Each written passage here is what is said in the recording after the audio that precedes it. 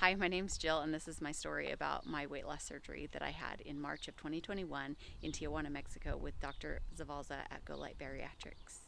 And today we're going to talk about what prescriptions I received from the clinic before I went home and what prescriptions I bought from the local pharmacy and how peer pressure got to me and lack of knowledge of what I actually needed got to me to where I ended up spending $132 plus some change on stuff that I really have not used. So, the most important thing is that to have a conversation with your surgeon and that you know what it is that he's going to provide you and what those things are going to do and what he thinks that you're going to need for that trip home and for the recovery time. And I did not have that conversation. I just figured, the girls and I, that are in here having surgery with me, we're going to just talk about it and we'll figure it out. And they know because one gal, she's already had a surgery. The other gal, she's already had a lap band.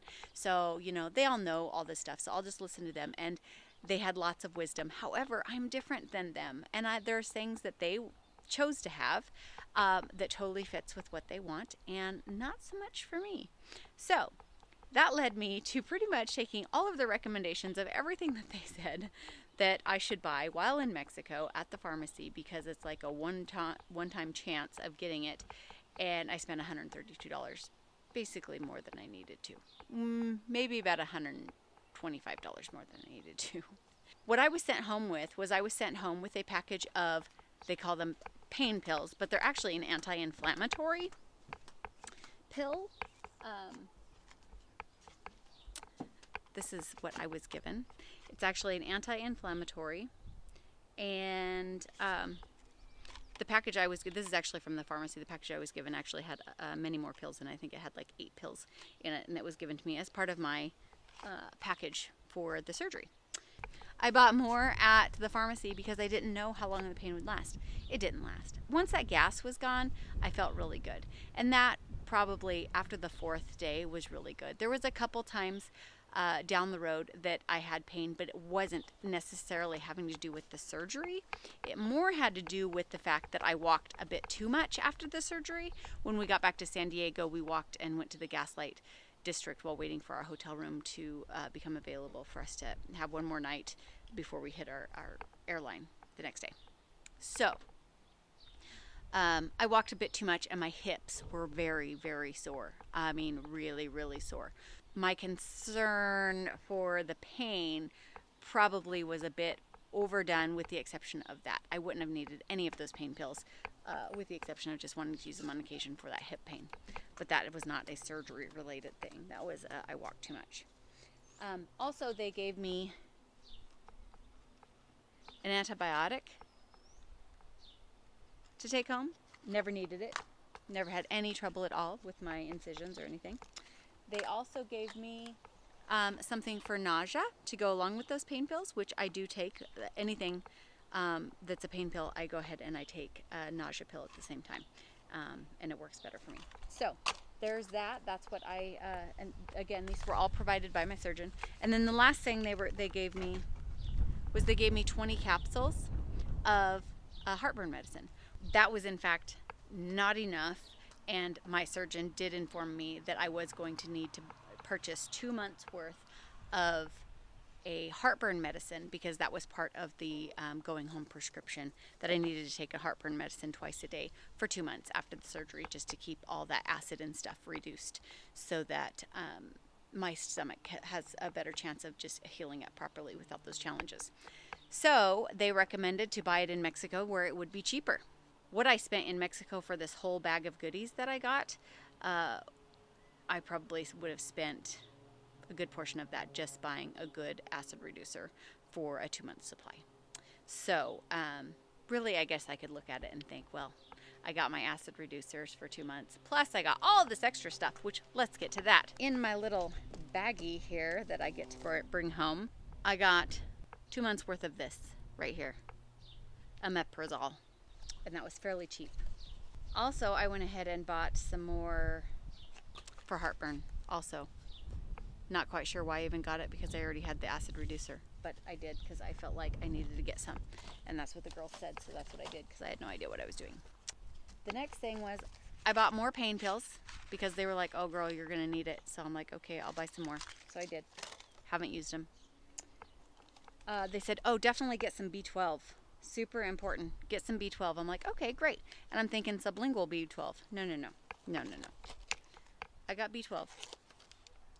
This ain't happening, girls and guys. I'm not shooting myself with B12. So I have this. Basically, never going to use it. And then they were like, oh, you got to get the stuff for your eyelashes, the Latisse, the Spanish version of Latisse. I think that's what it's called, to make your eyelashes grow, because, that's just what we do when we're here. So I'm like, okay, that's great.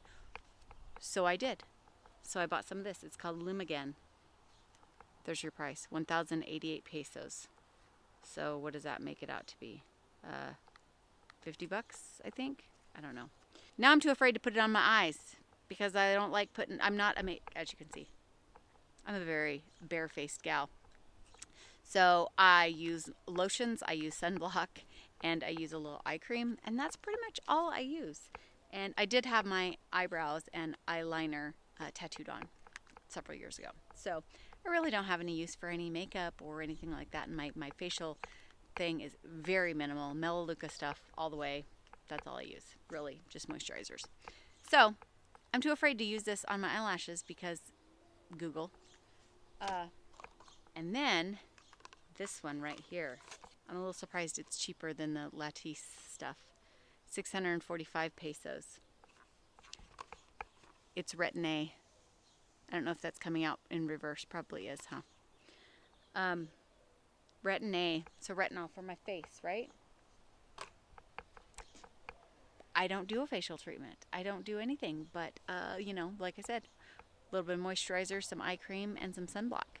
So is that going to be really part of my daily routine? No, and it hasn't been.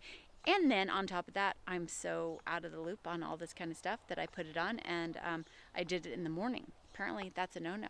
You put it on only at night, because if you go out in the sun, your face kind of feels like it's cooking. So, but it's very inexpensive, and if you're into this kind of thing, get it while you're there, because it's apparently way cheaper than buying it in the States. So that is my story of the pharmaceuticals that I got while I was in Mexico, pardon. Do I use them? No. Did I spend $132 on nothing that I'm using? Pretty much. $125.